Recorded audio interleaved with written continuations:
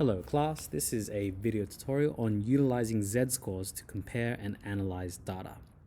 When comparing two or more data sets, it is often difficult to determine which of the sets performs better.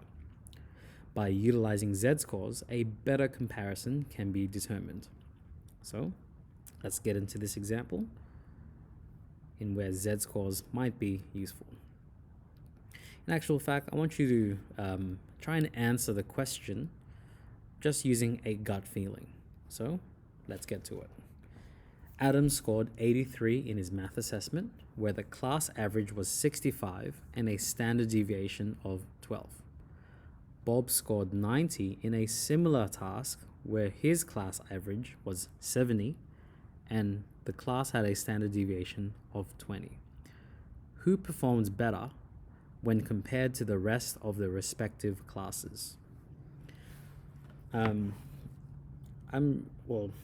just taking an assumption here. I'm sure most of you would assume that Bob, having scored 90, is already doing better than the rest of his class, right? In comparison to Adam, who only got 83. Now, this is what we mean about it being difficult to compare who performed better. If we're looking at this strictly in a raw mark, 90 is clearly better than 83. However, we haven't factored in the difficulty of the task or whether or not the rest of his class is also really good or performing poorly. This is where the z-score is really handy. So let's find the z-score of Adam of 83 compared to his class, and the z-score of Bob of 90 to the rest of his class. Here we go. So let's find, let's put x bar of Adam. Let's put x bar for Adam. So Adam's class average was 65. And Adam's standard deviation, his class standard deviation, was 12. And Adam's raw mark is 83. So let's calculate Adam's z-score. So z-score for Adam is equal to, in case you've forgotten the formula for it, it is z is equal to capital X minus x bar over sigma x. And this is what we're going to be using for this formula here. Let's take a look. His raw mark is 83 minus his mean, class mean, which is 65, over sigma x, which is 12.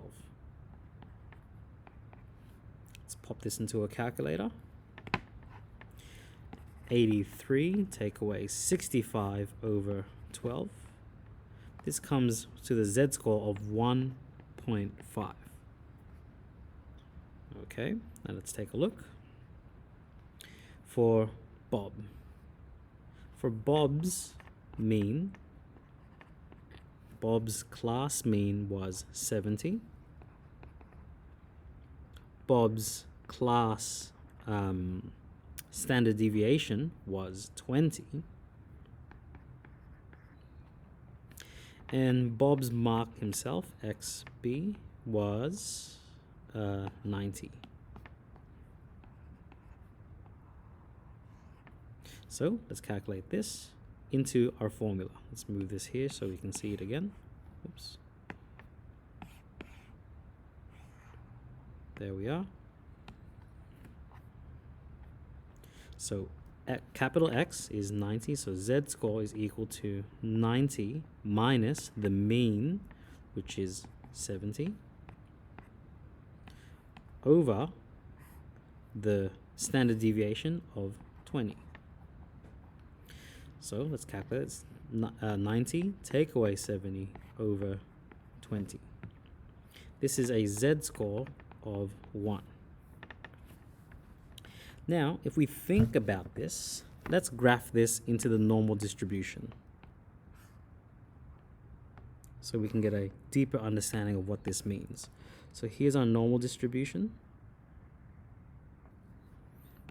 This is Adam's class distribution. So the mean for this was 65, so that's halfway. And a z-score of 1.5 is, let's just say it's about here. That's just to illustrate the point. However, for Bob,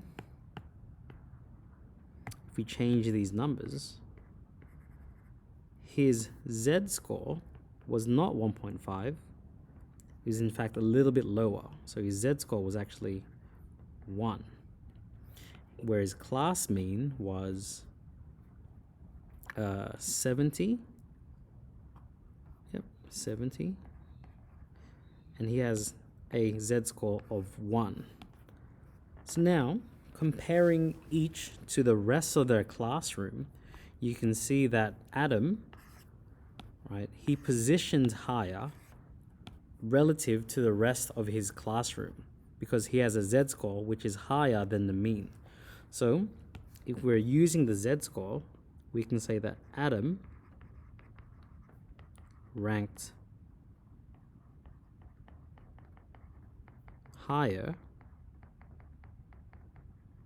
than Bob,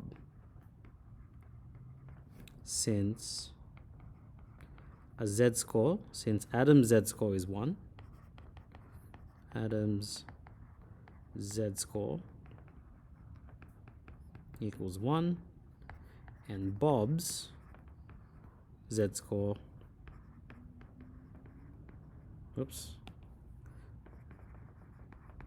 equals, sorry, not 1, 1.5.